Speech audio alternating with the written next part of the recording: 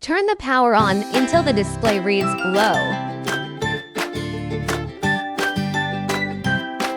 Hold and press the settings button for 3 seconds until displaying the set temperature. Press down or up arrow buttons to set temperature as needed.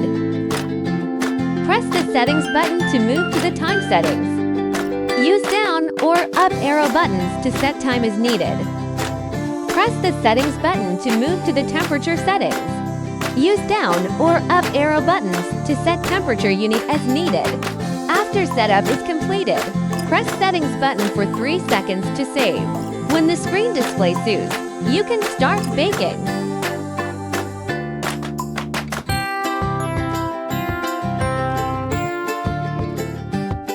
Next, pull down the handle. Toasting time countdown. At the end of toasting, the display show ends.